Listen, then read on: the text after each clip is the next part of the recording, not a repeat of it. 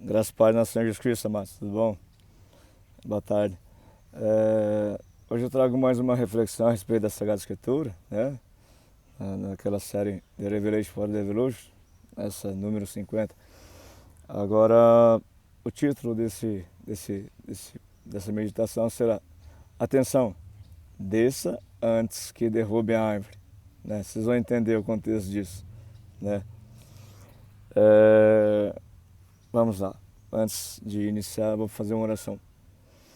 Nosso Pai querido, nosso Pai amado, nós te adoramos, Senhor. Sim, porque sendo Tu nosso Pai, podemos contar contigo em toda e qualquer circunstância, Deus. Podemos de fato descansar, assim como uma criança de 2 anos descansa na presença do seu pai e da sua mãe, porque sabe que está segura. Assim podemos contar contigo, Deus, em toda e qualquer circunstância, Deus. Toda e qualquer, até mesmo circunstâncias que a gente acha que não tem saída, que não tem solução, circunstâncias até mesmo de dor, de escassez, enfim, doença. Sabemos que sim, Tu és o nosso Pai e que Tu és um Deus de promessas, um Deus que cumpre suas promessas, que Tu não é um homem para mentir, nem filho do homem para voltar atrás. Sim. E que sim, conforme diz a Sagrada Escritura, depois da noite certamente vem o dia. Em testemunho de que o sofrimento do tempo presente não se compara com a glória que há de vir, Senhor. Tu cumpre Tuas promessas. Glórias a Ti, que podemos contar contigo, com um Pai justo, fiel, capaz de suprir em tudo as necessidades dos Teus filhos, ó Deus. Nós Te adoramos, Te glorificamos, Senhor. Pai, venha falar conosco. Derrama Teu Santo Espírito sobre nós, ó Deus. Clamo a Ti em nome de Jesus, em nome de todos aqueles que o Senhor me confiou, em nome de todos os Teus escolhidos, em nome de todos os Teus filhos. Venha falar conosco aquilo que Tu quer que saibamos. Unge-nos com a graça do Teu Santo Espírito, ó Deus. E venha colocar em nosso coração aquilo que é do Teu agrado, ó Deus. Que me diminua, que eu não venha falar daquilo que eu acho, que eu penso, que é das minhas próprias particularidades. Que me diminua, que eu venha falar aquilo que é do Teu querer, Deus. Usa-me conforme o Teu querer. Amém. Nós Te adoramos, glorificamos, porque Tu és bom, sempre foste bom, sempre serás muito bom, Deus. Glórias a Ti, Senhor. Amém. Irmãos, vou lá no texto já. Primeiro texto, deixa eu pegar aqui.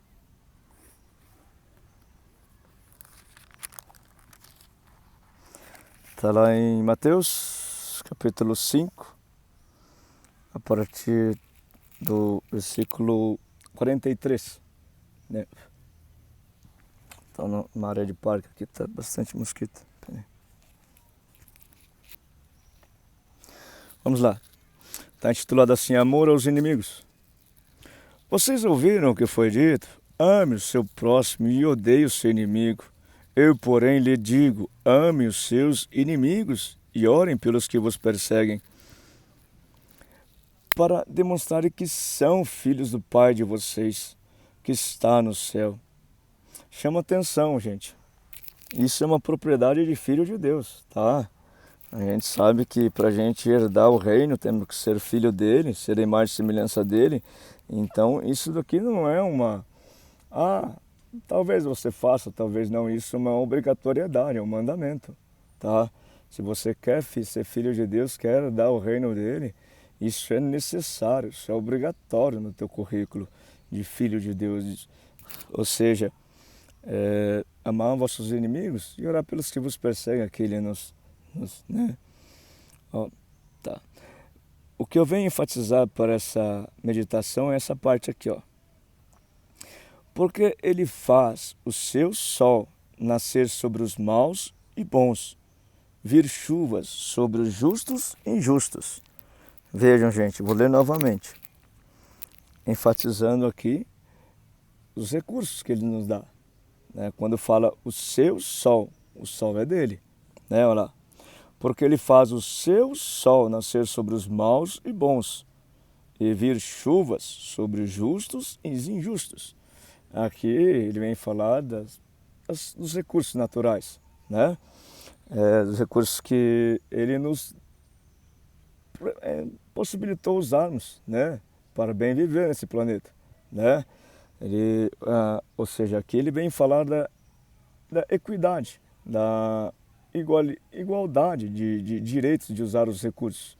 Então, se tem lá um campo, né, ou seja, uma fazenda, né, em que tem um vizinho mau e um vizinho bom, ou seja, um vizinho justo e outro injusto, né, ele faz o mesmo sol que é dele nascer sobre os dois e também as chuvas que é dele vir sobre os dois campos. Então, aqui ele dá ênfase à equidade de Deus, né? Ou seja, igualdade de direitos, de usufruir os recursos que ele nos dá, né? E eu vou dar continuidade, mas o meu foco sobre essa meditação será mais nisso, tá? Vou dar continuidade a esse texto para depois enfatizar nisso, tá? Ó, porque se vocês amam aqueles que os amam, que recompensa terão? Os publicanos também não fazem o mesmo?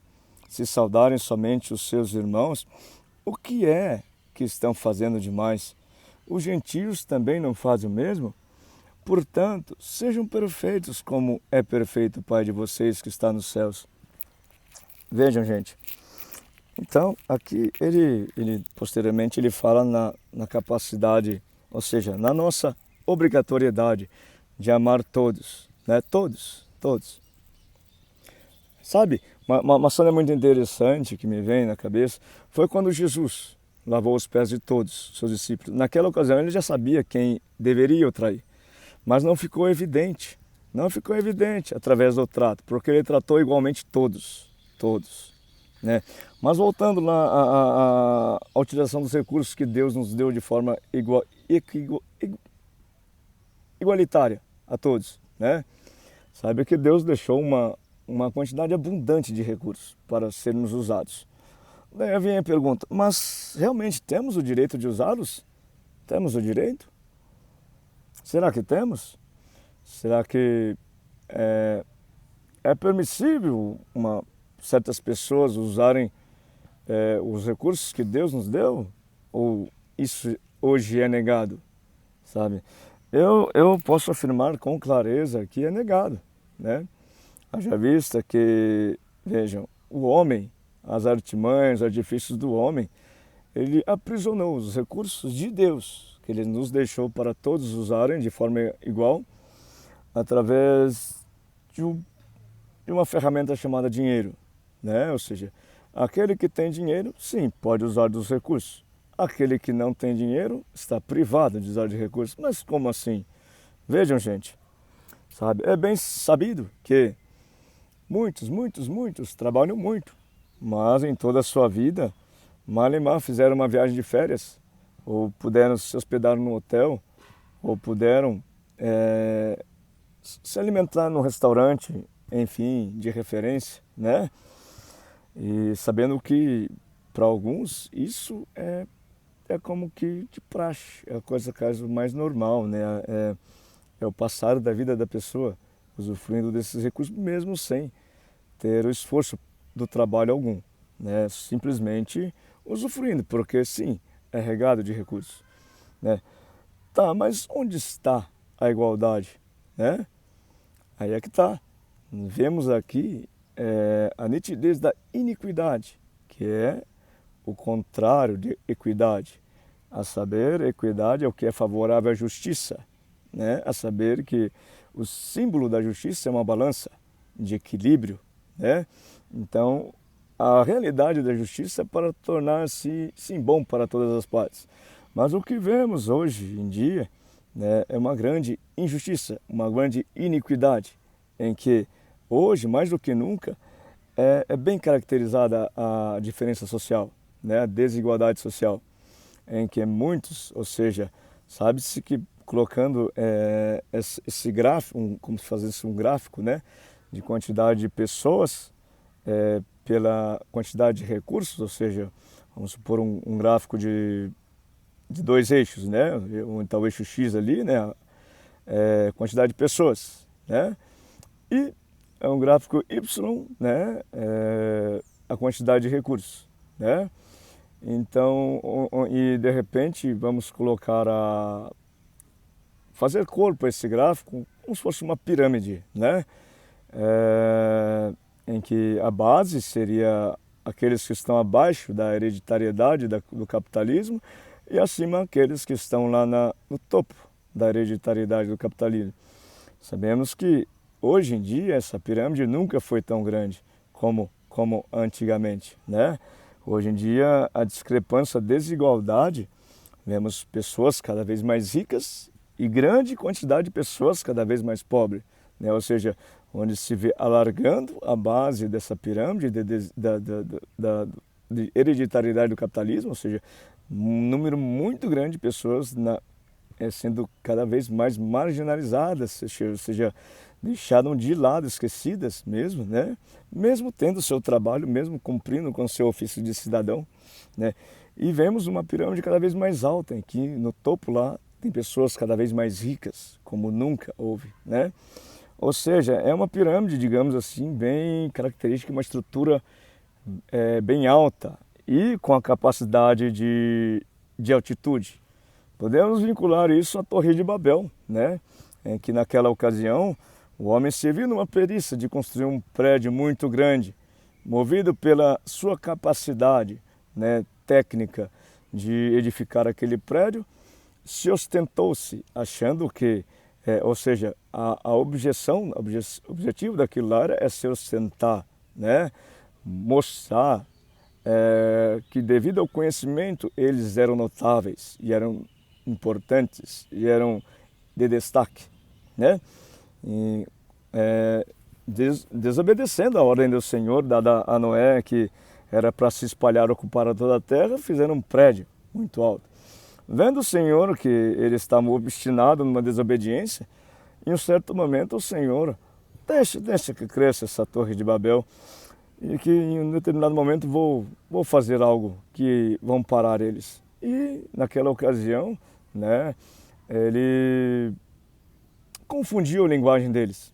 E como não havia comunicação, tiveram que se espalhar como formigas fugindo de um formigueiro que foi assolado, né?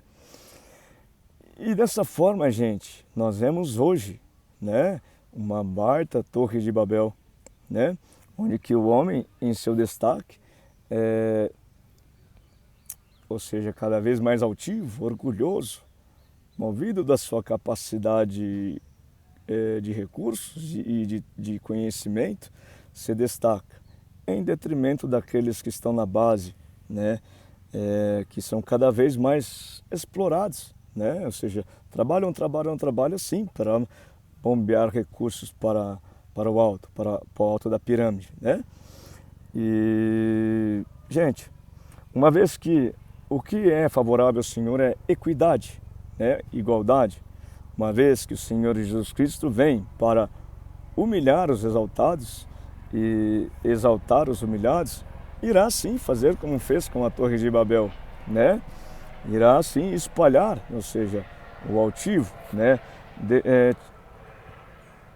Deixar ele desmunido com a sua capacidade, com a sua proeza, e sim irá humilhar ele, né? E sim irá elevar aquele que está humilhado, né? Sabe, gente, às vezes você se pergunta, poxa, mas onde eu estou nessa pirâmide, sabe? De fato, gente, iremos ver à frente nos textos que Deus não se agrada daquele que pratica a injustiça. Deus não se agrada daquele que é conivente e cúmplice a injustiça.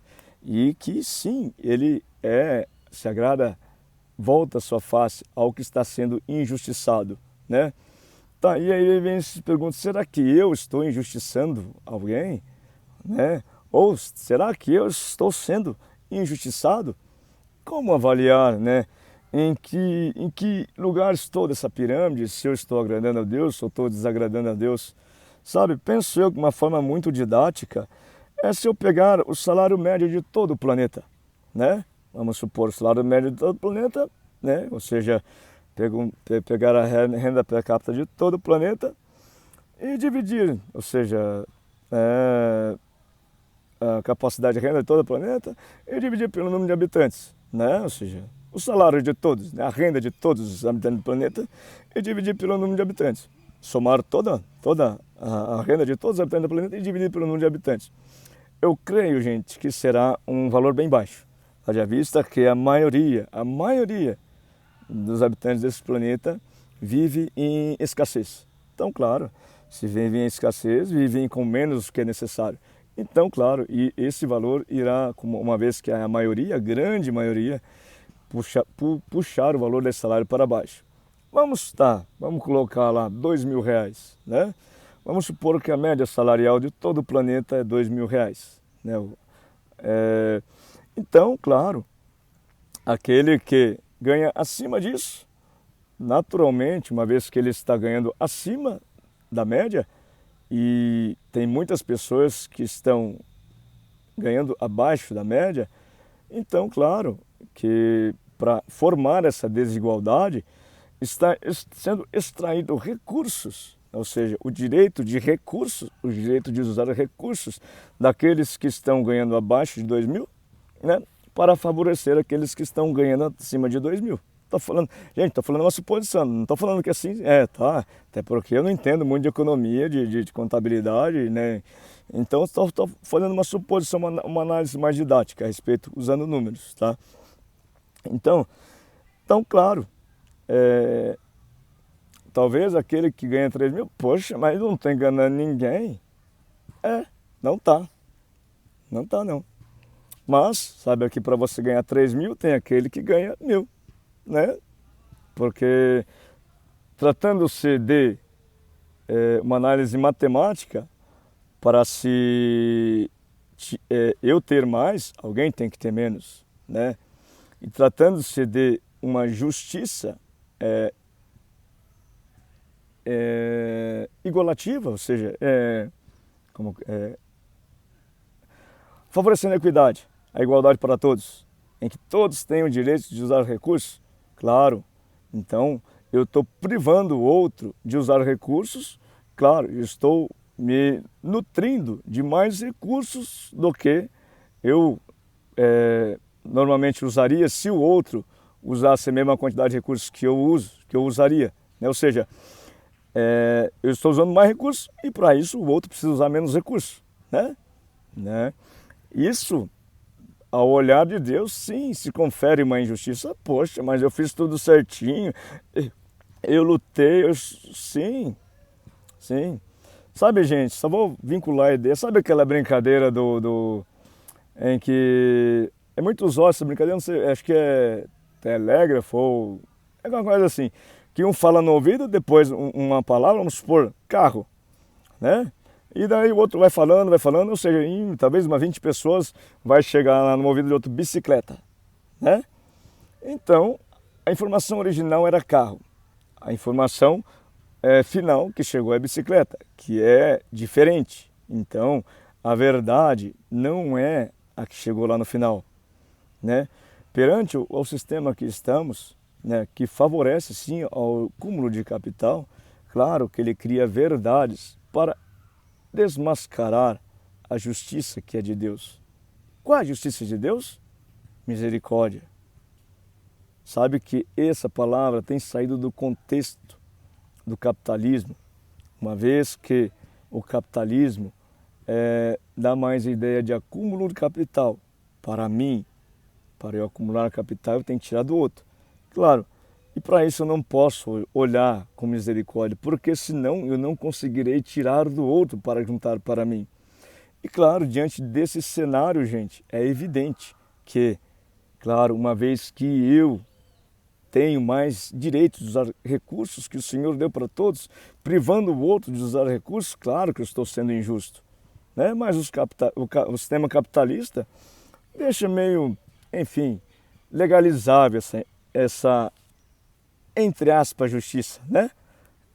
Que o capitalismo é, né? Então, gente, nesse contexto, Eu vou, para dar mais pungência a essa meditação, eu vou ler outro texto, tá? Então, vamos lá.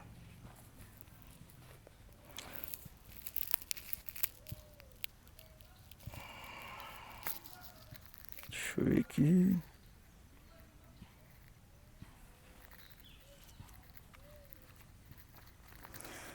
Tá lá em 1 Pedro. Em 1 Pedro. Não, perdão, gente. 2 Pedro. Segundo livro de Pedro. No capítulo 1. Vou ler do 1 ao 15. Simão Pedro, servo e apóstolo de Jesus Cristo, aos que conosco obtiveram fé igualmente preciosa na justiça do nosso Deus e Salvador, Senhor Jesus Cristo. Que a graça e a paz lhes sejam multiplicadas no pleno conhecimento de Deus e de Jesus, nosso Senhor. Vejam, gente, que a graça e a paz, duas coisas muito buscadas hoje, sejam multiplicadas, ou seja, tenham e tenham abundância, no pleno conhecimento de Deus e de Jesus, nosso Senhor. E qual é o foco do conhecimento de Jesus, se não a misericórdia? Sim, claro. Poxa, mas misericórdia tem deixado de lado, entende? Porque as duas coisas também não se veem, mesmo querendo se buscar, mas não se veem, paz e graça. Uma vez que graça é a presença de Deus, você conversar tete a tete com Ele, isso é graça, é a presença dEle, né? E paz, o que é? A paz que excede todo entendimento, estar contente em toda e qualquer circunstância. Entende? Porque não consigo buscar hoje. Sabe, eu vou trazer um parênteses aqui. Talvez você não esteja entendendo, mas trazer exemplos consiga entender. Sabe, nós estamos, eu falo aqui, hoje é dia 27 de dezembro de 2025, né? Numa época festiva, né? Ceia de Natal. Lembra daquela, quando você era pequeno e realmente a ceia de natais era repleta de alegria, de contentamento, de felicidade, simplicidade e todo mundo se alegrava? Isso, poxa, mas parece que isso ficou lá no passado, parece que isso aí ficou erradicado, ficou extinto. Agora a pergunta é por quê? Agora lembra como é que foi essa ceia do dia 25? Lembra? Sabe que é muito comum ouvir, puxa, estava tudo, arrumei tudo, estava tudo tão lindo, mas você estragou tudo. Minha vontade é morrer. Sabe? E agora a pergunta por quê? Porque se tinha antes realmente alegria e vida em abundância, todo mundo contente, festejando, alegre, agora se vê intriga, briga, discussão, um querendo passar rasteira no outro, por quê? Né? Talvez, gente, isso venha por uma razão inicial semelhante, porque a pirâmide do capitalismo está tão grande. Uma vez que a raiz de todos os males é o dinheiro. Claro, e por quê? Dinheiro? Mas poxa, dinheiro faz mal? Talvez a célula não, mas a concupiscência que está atrás disso sim.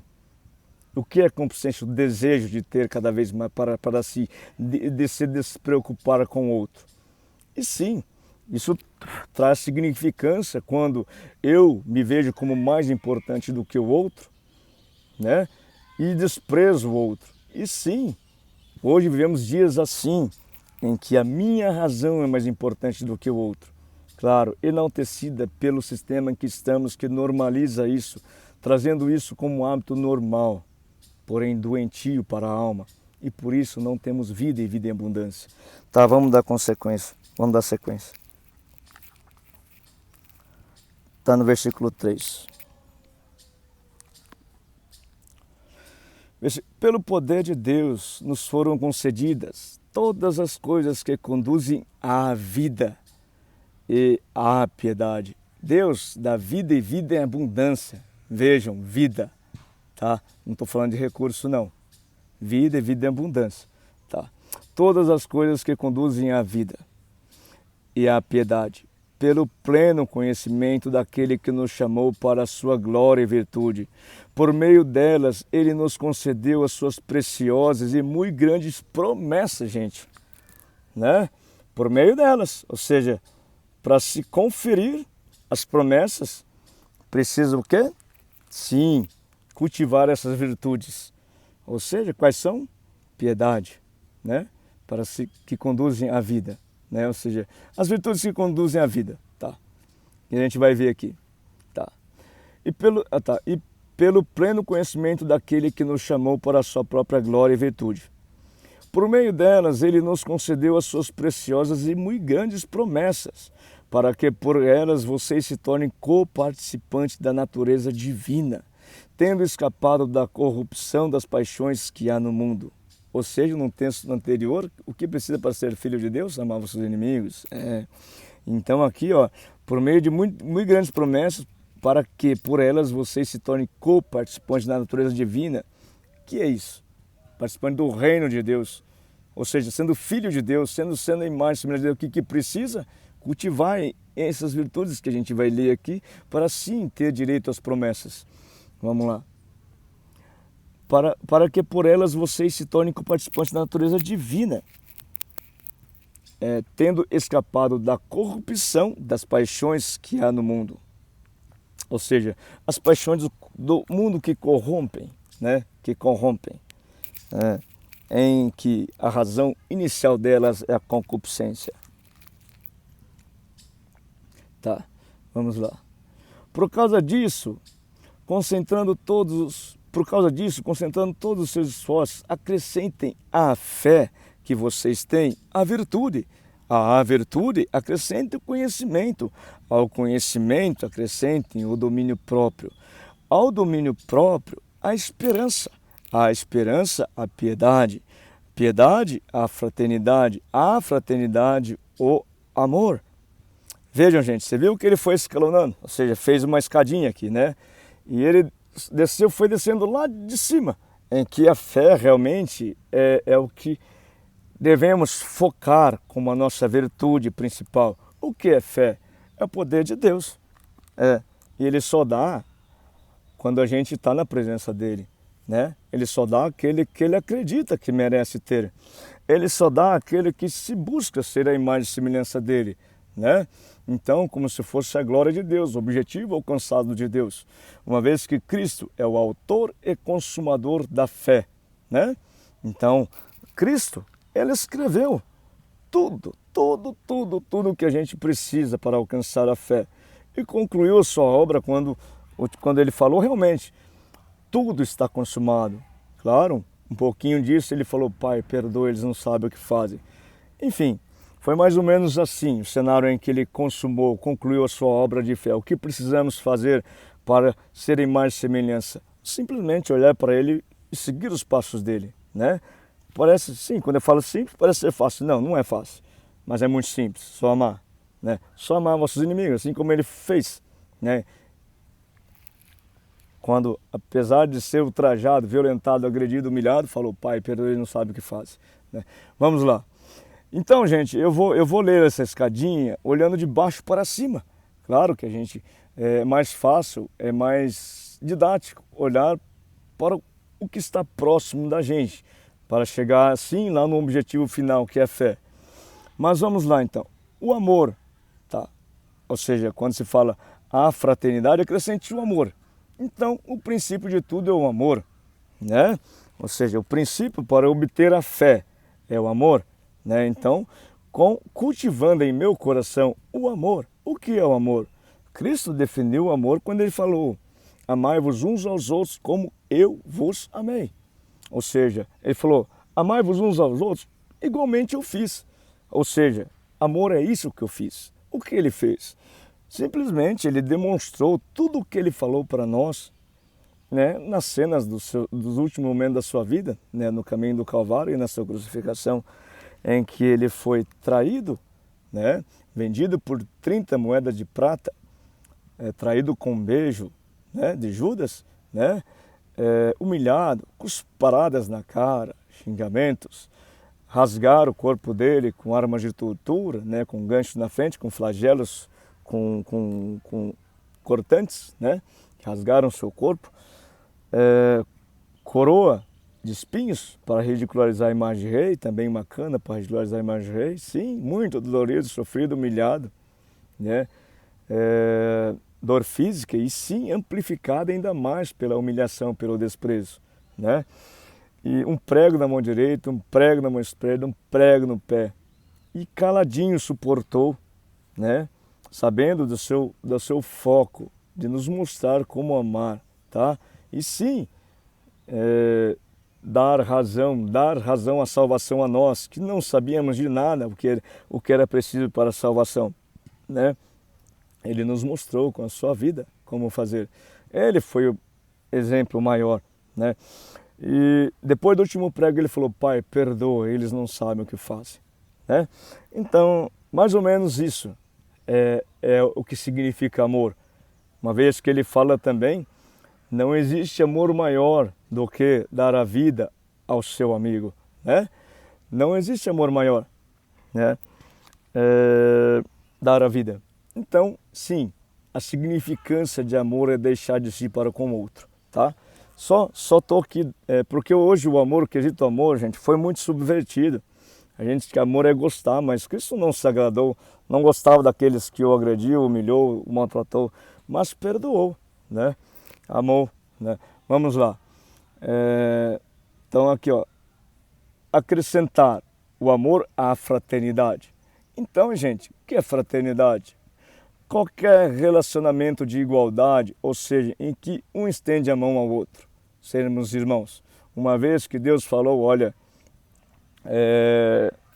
não chame ninguém de pai, não chame ninguém de guia, não chame ninguém, não destaque alguém, todos vocês são irmãos. Então, quem é meu irmão? Todos, né? Todos vocês são irmãos, né? Então, quando eu estendo o braço a alguém, né? Isso deve ser aderido de amor, ou seja, deixar de mim para com o outro, né? Então, favorecer mais o outro do que a mim, né? Ou seja, vamos lá. Tá. E a fraternidade, né? Então, e a piedade, a fraternidade. Então, o significado de fraternidade só existe se tiver amor, tá? Tá, vamos lá. Então, a piedade, a fraternidade. O significado de piedade só existe se tiver fraternidade com amor, né? Então, ou seja, quando eu olho para alguém, eu devo olhar essa pessoa como meu irmão. Ou seja, como alguém que sim é importante para mim, independente quem é, tá? Com amor, tá? Deixando de mim para com o outro. Como se ama o meu inimigo, deixando as minhas próprias razões de revidar o tapa na cara para falar, Pai, perdoa, eles não sabem o que fazem. Sim. Então, né, olhando para outra pessoa como sendo importante para Deus, sim, possível de ser filho de Deus como eu quero ser, né? Vamos lá então. Então eu tenho que, deixa eu ver aqui, tá, deixa eu ver, tá, acrescente a perseverança, a piedade. Então, uma vez eu perseverando nesse caminho, ou seja, né, nessa piedade, eu encontrarei, ou seja, a minha perseverança tem que ser provida disso, tá? De tudo que eu falei atrás, a respeito da fraternidade, do amor, né? Então, uma vez que a minha perseverança é provida disso, tá? Vamos ver aqui, ó, então, acrescente ao domínio próprio a perseverança. Aí sim eu terei domínio próprio. Aí sim eu terei domínio sobre as razões malignas que querem me tirar, me afastar de Deus, né? Aí sim eu terei uma centralidade para segurar a minha língua para fazer o mal, né? Vamos lá.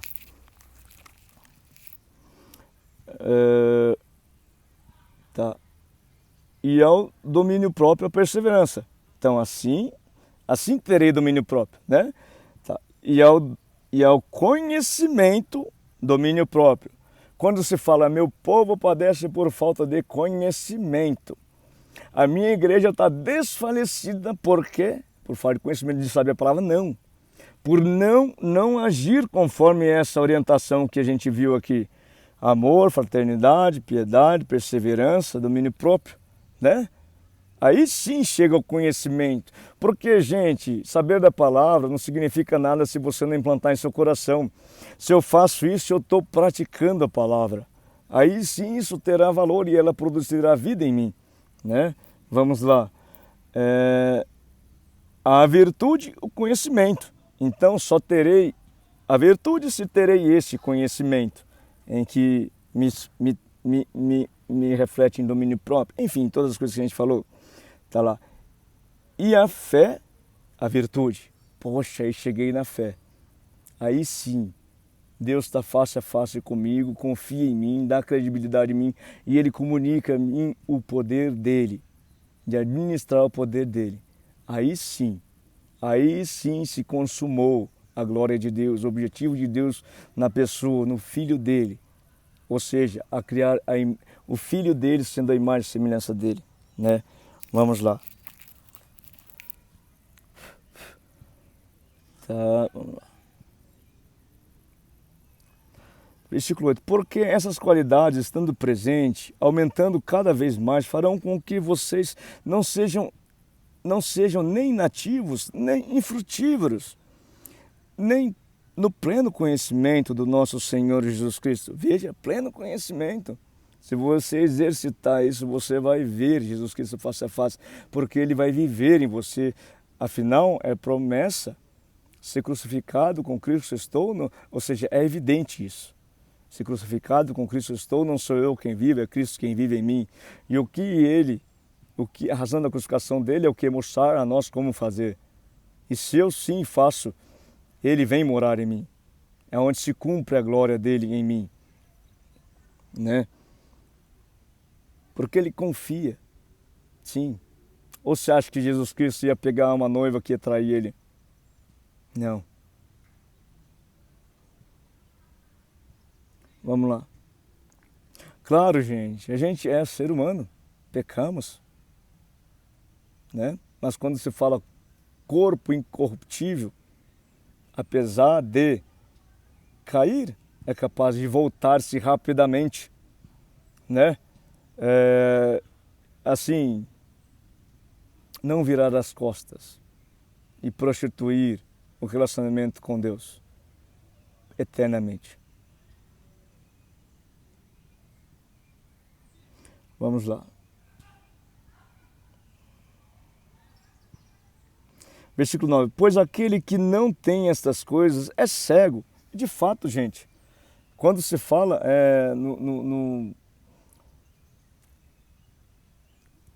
na Torre de Babel, eles eram como surdos, porque não conseguiam se comunicar. Nós, né, aqueles que não cultivamos isso em nosso coração, somos cegos. O que é ser cego? É simplesmente não enxergar a verdade. O que é Deus, a razão de Deus, que é nosso Pai. É você realmente, com uma criança de 2 anos. Imagina uma criança de 2 anos sem o pai. Imagina uma criança de 2 anos saindo na escuridão da sua casa, com todas as luzes da cidade apagadas. O que pode vir sobre ela, devido aos perigos da noite? Claro, é o que está acontecendo. Mas se eu me volto para o meu pai me cuida de mim como está evidenciado na promessa, Salmo 91, é cuidado total, gente. Né? Então, uma vez que eu não observo isso, eu estou vulnerável a todo e qualquer perigo, gente, sabe? E hoje em dia a gente tem visto pelos telejornais, né? O quão é importante saúde, paz, segurança. Sem essas coisas a vida vai ser impossível ter uma vida de qualidade de vida, né? Porque que adianta eu ter recursos e monte para poder usufruir, sendo que essa minha casa aqui, ó, para mim é insuportável. Se eu estou o tempo todo descontente, aflito, angustiado, com medo, com depressão, com pânico, com tudo quanto é sintomas de morte. De que adianta ter os recursos? De que adianta eu ter um banquete fabuloso, numa cozinha linda, numa copa linda, num prédio lá 30º andar de um prédio de vidro. C, é como se estivesse se alimentando no sol escaldante do deserto do Ceará ao meio-dia. Que sabor tem? Nenhum.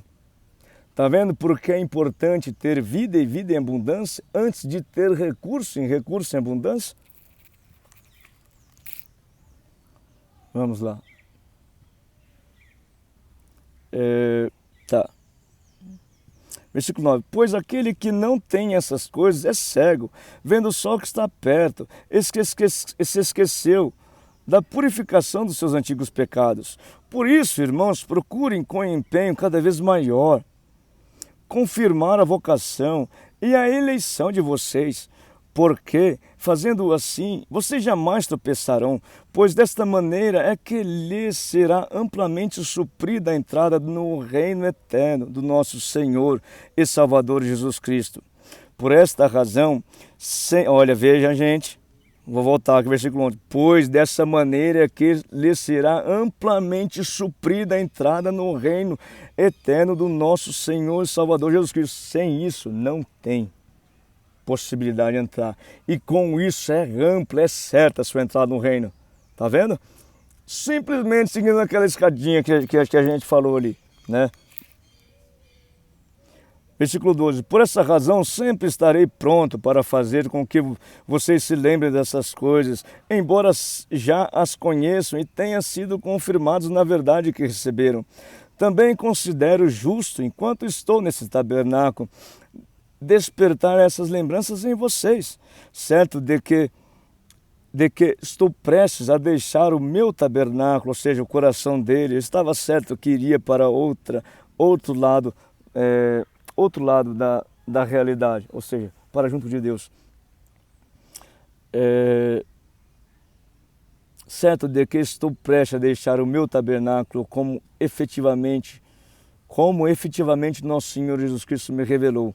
Mas, da minha parte, me esforçarei ao máximo para que sempre, mesmo depois da minha partida, vocês se lembrem dessas coisas. Né? Agora, para reforçar ainda mais a nossa meditação, vou ler outro texto. Deixa eu ver. Tá lá em Filipenses 4. Vou ler a partir do 1. Portanto, meus amados irmãos, de quem tenho muita saudade, vocês, que são a minha alegria e coroa, sim, meus amados, permaneçam desse modo firmes no Senhor. Peço a Evódia e peço a Sintique que no Senhor tenham o mesmo modo de pensar. Peço também a você, fiel companheiro de jugo, que auxilie essas mulheres. Veja, gente, eram duas pessoas de diferente situação, sabe? Duas pessoas de características muito diferentes. Veja, peço a Evódia e peço a Sintique que no Senhor tenham o mesmo modo de pensar. O que une as pessoas, senão o amor, a misericórdia? Sim. Peço que se importe uma com as outras, porque de fato, se cada uma olhar para cada uma com as suas próprias razões, sem olhar para as razões das pessoas, continuarão em divisão. Então, o que nos une é o amor, é se preocupar com o outro, tá? Peço a Evódia e peço a Sintique que do Senhor tenha o mesmo modo de pensar. E peço também a você, fiel companheiro de jugo, que auxilie essas mulheres. Qual foi realmente o companheiro que teve o tempo todo com o apóstolo Paulo, senão o Espírito Santo? Ou seja, sendo jugo, aquela canga que vai em cima do boi, né? Que une passo a passo. Por onde um for, o outro vai, senão o Espírito Santo, né? Vamos lá. E peço, tá? E peço também a você, fiel companheiro de jugo, que auxilie essas mulheres, pois juntas, o auxiliador, o Espírito Santo, o Paráclito, que o Senhor Jesus Cristo nos deixou, pois juntas se esforçaram comigo no Evangelho, mas o inimigo quer dividi-las. Pois juntas se esforçaram comigo no Evangelho, juntamente com Clemente e com os demais cooperadores meus, cujos nomes se encontram no livro da vida. Alegrem-se sempre, estejam sempre contentes no Senhor. Outra vez digo, alegrem-se, tenham vida, e vida em abundância. Vejam, versículo 5, que é a razão desse trecho para a minha meditação. Que a moderação de vocês seja conhecida por todos. Perto está o Senhor.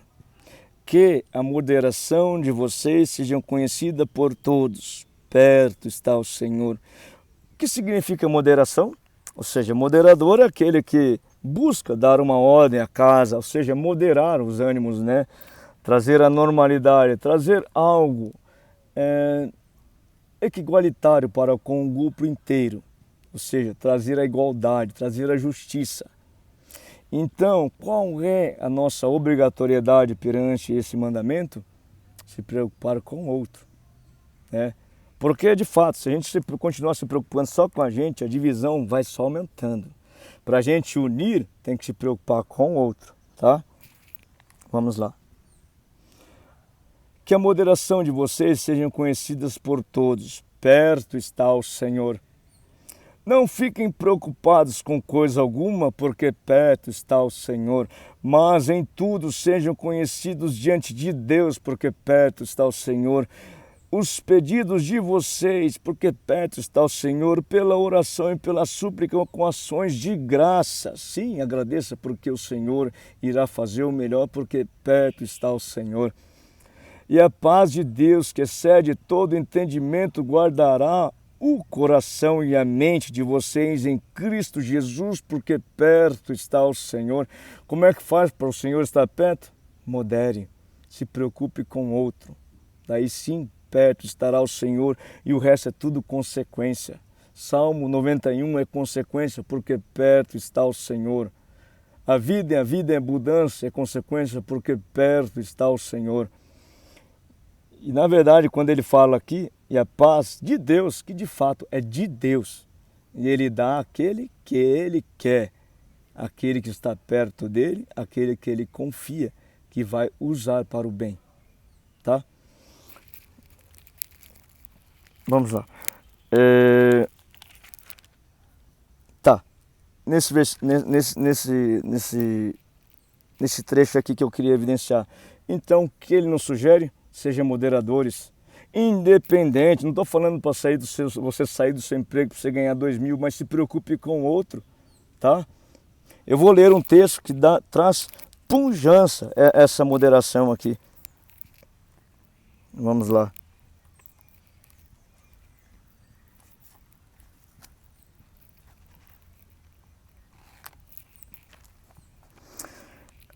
Trago aqui Lucas 19, do versículo 1 ao 10. Zaqueu, publicano. Entrando em Jericó,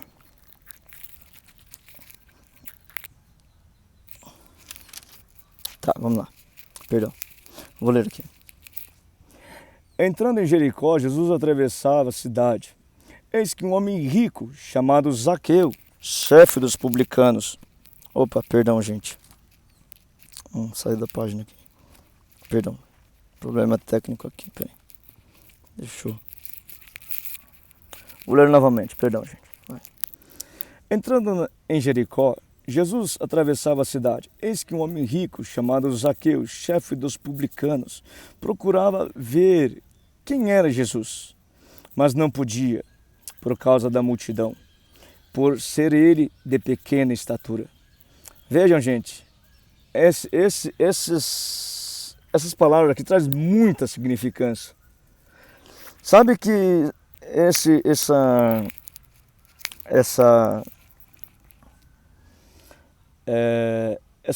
passagem de Zaqueu, ela ela dialoga também, ela confere consonância também com a passagem do jovem rico. Uma vez que Zaqueu era de baixa estatura, jovem rico de destaque. Uma vez que Zaqueu buscava Jesus, ver Jesus. E o homem rico queria se mostrar para Jesus, né? Ao ponto de falar, olha, o que precisamos para fazer para herdar o reino? Siga os mandamentos. Senhor, eu já faço isso desde a minha juventude. E achou que Jesus ia falar, nossa, meus parabéns.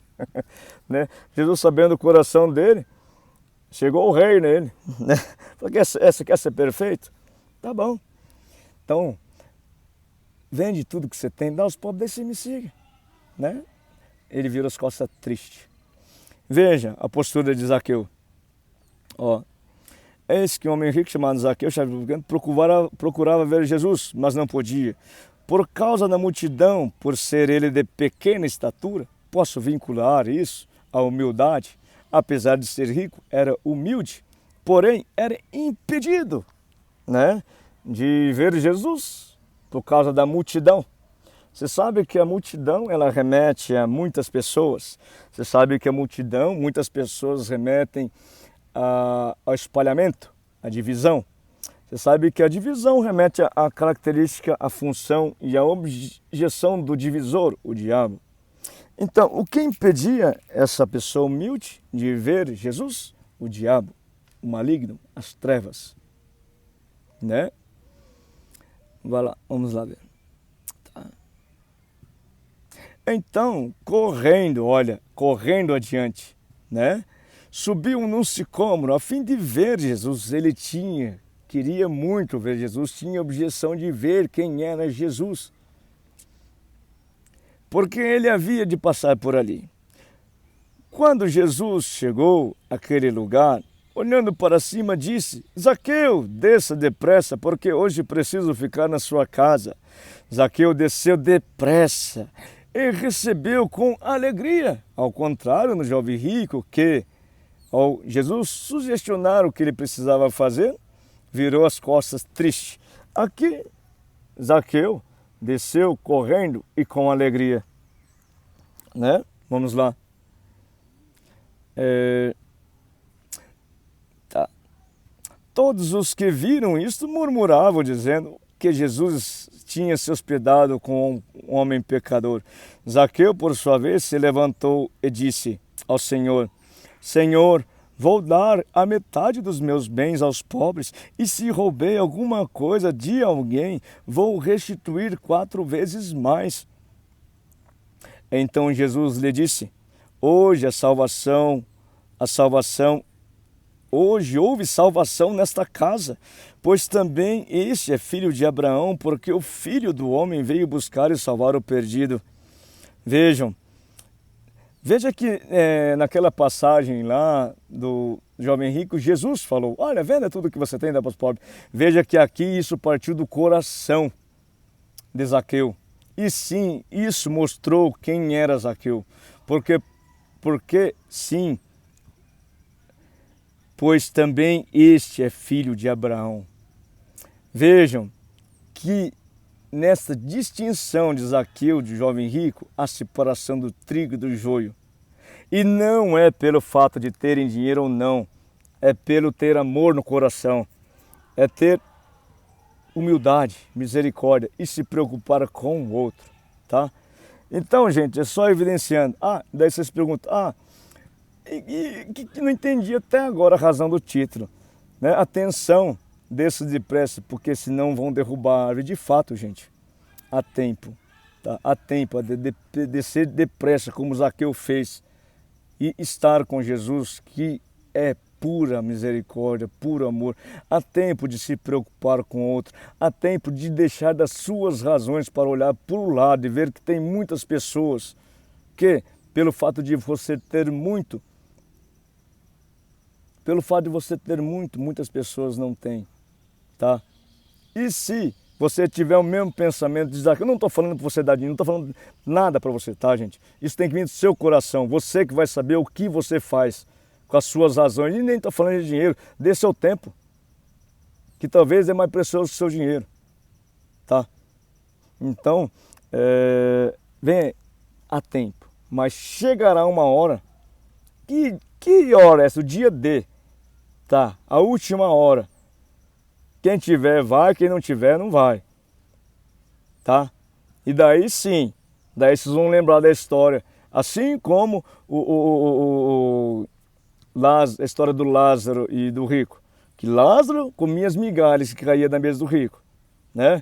Daí morreu Lázaro e morreu o rico, né? E daí o rico falou: pai Abraão, né? peça a Lázaro que molhe com o dedo uma gota d'água para refrescar a minha língua, porque aqui está um calor infernal. Pai Abraão, filho, isso é impossível. Entre você e Lázaro há um abismo, não é possível você passar daí para cá, nem daqui para lá. Pai Abraão, peça aos anjos, enfim, aos profetas que vão avisar os meus familiares. Filhos, se eles não acreditam nas pessoas que estão lá falando para eles, por que razão você acha que eles vão acreditar no Espírito? Alguém que vai descer a tempo, tá? Para você não estar no mesmo desespero eterno que estava o rico lá. Há tempo. Mas vai acabar o tempo.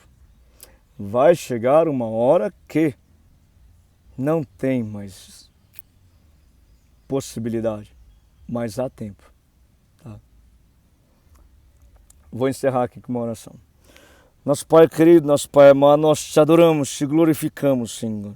Sim, porque tua obra da criação, a criação de filhos, a imagem e semelhança tua é maravilhosa.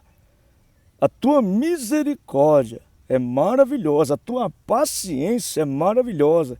Tu que estás esperando, assim como estava esperando o filho pródigo voltar, está esperando teus filhos 50, 60, 70, 40, 30 anos voltar para perto de ti. Está cansado esperando um banquinho, mais cansado do que estava esperando o filho pródigo, porque estão demorando ainda até mais. E como é maravilhosa a tua misericórdia, Deus, que ao ver o teu filho voltando, um pontinho no horizonte, saiu correndo em direção a ele e nem deu ouvido ao que ele falou. Aquele texto que ele ensaiou, quando ele falou: Pai, pequei contra o céu, contra ti, já não sou digno de ser chamado seu filho, deixe-me de ser um dos teus servos. Qual foi a sua resposta? Tu falou assim: servos, corram depressa, peguem vestes novas, aliança nova, sandália nova, mande matar um bezerro gordo, porque hoje vai ter festa, porque esse meu filho que estava perdido foi achado, estava morto e reviveu. Tão gloriosa é a sua misericórdia, Deus. Quantos e quantos tu está esperando uma vida inteira voltar para ti, mas assim como a razão que estavam atrapalhando a vida de Zaqueu, estão atrapalhando a vida dos teus filhos, o diabo maligno, cegando os teus filhos no individualismo, ó Deus. Glórias a ti, Senhor, porque podemos contar com a tua presença, com a graça do teu Santo Espírito, que tudo pode, Senhor, sim. Não há nada que teu Santo Espírito não possa fazer. Ao ponto de que no vale de ossos secos o teu profeta profetizou. Ossos secos, comecem a se juntar, movido pela graça do teu Santo Espírito. Comece a se juntar, comece a criar tendões, comece a criar carne. E se levantou-lhe um ser vivente.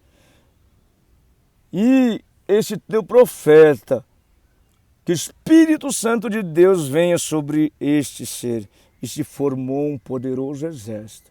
Assim, Pai, em testemunho a isso, ao teu poder do teu Santo Espírito, em testemunho a profecia de Joel 2, que uma vez que a tua igreja tivesse derriçada, como desfalida, como está nesses dias, ó Deus, cegadas pelo maligno. Uma vez, Senhor, que tua igreja estivesse desfalecida, haveria um grande derramado do teu Santo Espírito sobre a face da terra. E haveria um grande avivamento. Pai, em testemunho que teu Filho amado Jesus Cristo viria antes do tempo, porque senão nem aqueles que era para ser salvos seriam salvos, nem aqueles que tu está esperando uma vida inteira seria salvo. Uma vez que Jesus Cristo, o Salvador, proferiu: eu vim buscar todos o que o meu Pai me confiou. Claro, ele teria que preparar essa ovelha ferida, machucada. Ele teria que sim devolver vida, tirar a cegueira dessa ovelha ferida machucada, tirar a surdez dessa ovelha ferida machucada, em testemunho que Jesus Cristo viria em espírito, porque ele disse, da mesma forma que vou voltarei, e ele foi em espírito. Em testemunho, ó Deus, a tudo isso, se for do teu querer, eu profetizo em nome de Jesus, teu querer que é bom, perfeito e agradável. Eu profetizo em nome de Jesus, em nome de Jesus, meu Senhor e meu Deus, que se cumpra essa profecia de Joel e Jesus Cristo venha, pela graça do teu Santo Espírito, salvar os teus, reavivar esse vale de ossos secos que está a tua igreja, o teu povo, os teus escolhidos, os teus predestinados para ir junto de ti, Senhor, aqueles que foram escolhidos por ti para ser teus filhos, mas que hoje estão no lamaçal, Deus. Que seja feito conforme o teu querer, ó Deus. Nós te adoramos, te glorificamos, porque tu és bom, sempre foste bom e sempre serás muito bom, ó Deus. Glórias a ti, Senhor. Amém. Irmãos, como sempre faço, em testemunha Romanos 8:26, que o Espírito Santo ora em nós com gemidos inexprimíveis quando a gente não sabe o que orar. Assim clama é o Espírito Santo que vem orar em mim, para vocês, por vocês. Clamarei eu aqui, uma vez que não sei da necessidade de cada qual, nem sei quem está orando conosco, assim orarei em gemidos inexprimíveis com a fé que o Espírito Santo ore por vocês. Pai, suplico a Ti em nome de Jesus, em testemunha Romanos 8:26, que o Espírito Santo ore em nós quando não sabemos o que orar e ore em gemidos inexprimíveis. Assim, peço que o Espírito Santo de Deus venha orar em mim, para esses que estão orando conosco. Clamo a ti em nome de Jesus e seja feito conforme o teu querer, que é bom, perfeito e agradável. Gerard, Gamenu Shigirata, Tameganu Menola Nonatos, Jor, Egenur Mahananda, Niguri Mihantatrish, Kana Amenonor Tuimenantish, Yuriminot, and Amahuna Kana Julat, Sure.